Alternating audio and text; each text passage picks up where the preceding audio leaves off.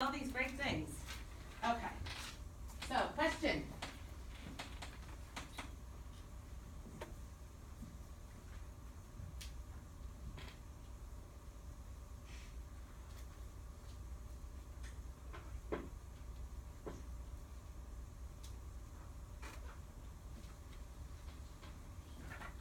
Oh, those pediatric questions, right?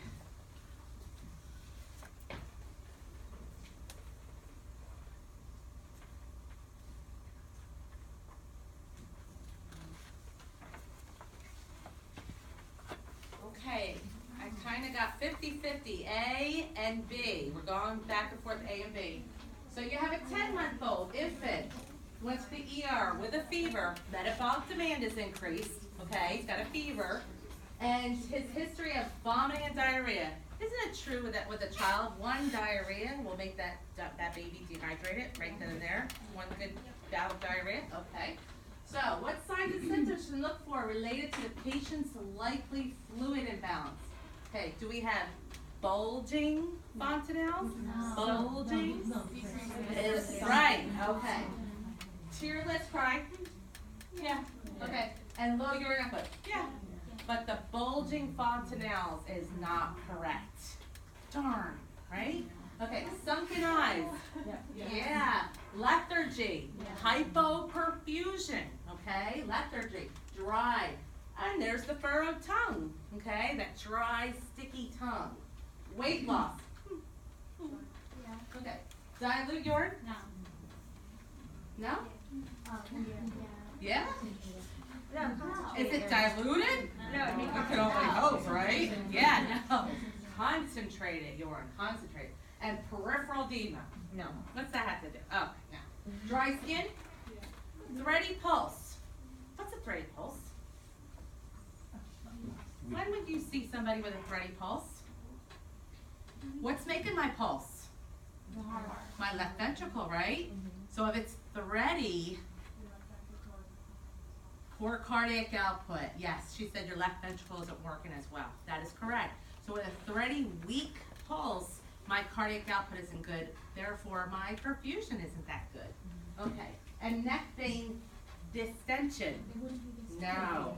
Correct. So that is incorrect. So the correct answer is B. Good job. Okay, and that's what a baby would look like, okay, with the sunken eyes and poor skin turgor, a dehydrated baby.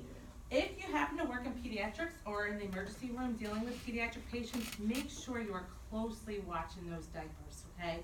Make sure that they're putting out urine output. Or perhaps the physician might want you to put a Foley catheter in to really get a close look at those babies because they become so ill so fast. Okay, so I found this and I was like, what? Back of the hand, never the back of the hand. So, and I put this here just to show you an example of what not to do, okay? So it's, remember, under the clavicle and the forearm is where we're checking. Okay, so what do you think's happened in this picture? Okay, either he's skiing, okay, practicing his surfing, okay, or he's coming out of bed and he's getting ready to fall. What do you think this could be? What is this called? Somebody gets up suddenly and wants to fall. Orthostatic hypotension, correct. And what causes that?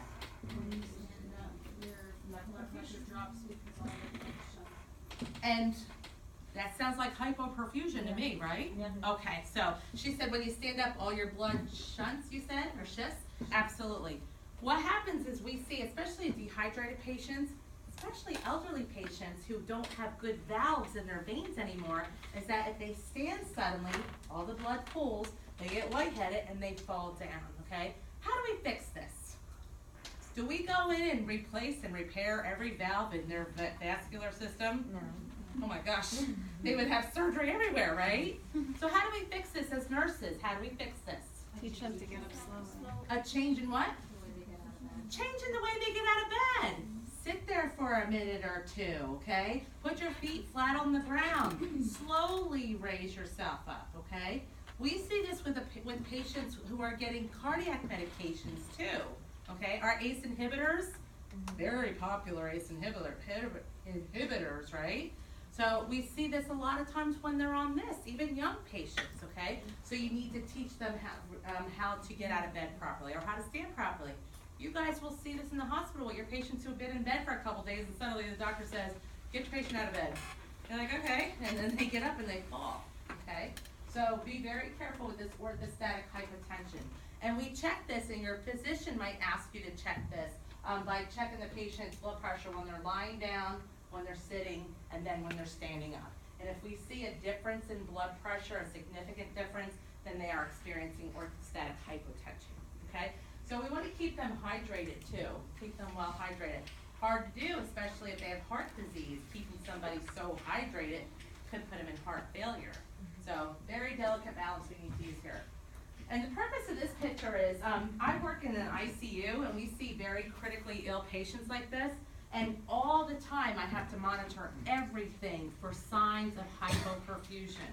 Remember, if you don't have perfusion, you don't have life, okay? So if I don't have perfusion to my hand will, it'll die. The cells will die, okay?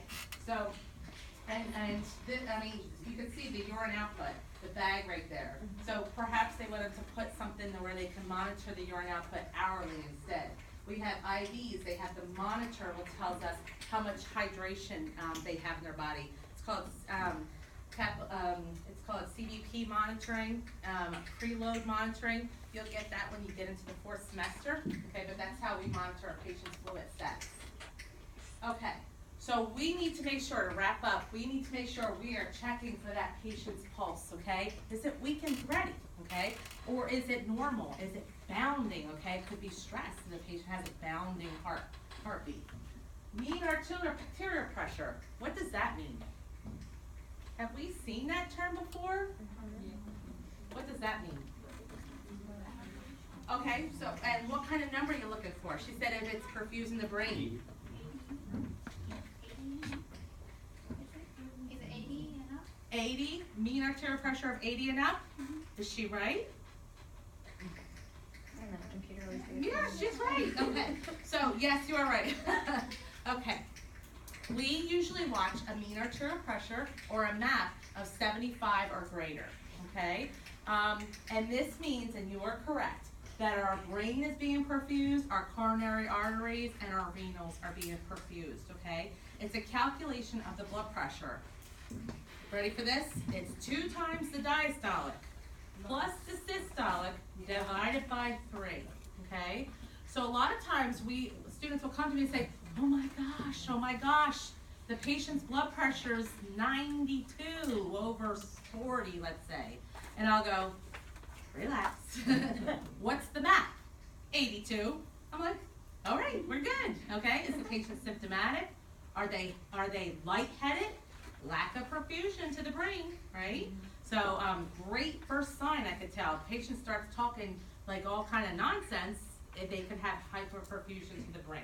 So that MAP needs to be 65 or greater. And you'll see with some traumatic brain injuries, they want it even higher. Okay, you'll see that. Urine output. We conquered that one, right? 0.5 mLs per kilogram per hour. Yay! Okay, mentation. Great sign, okay? Need to go and wake, alert, and orient at times 3 or times 4, right? And then all of a sudden now they're no longer making sense and their blood pressure is 70 over 20.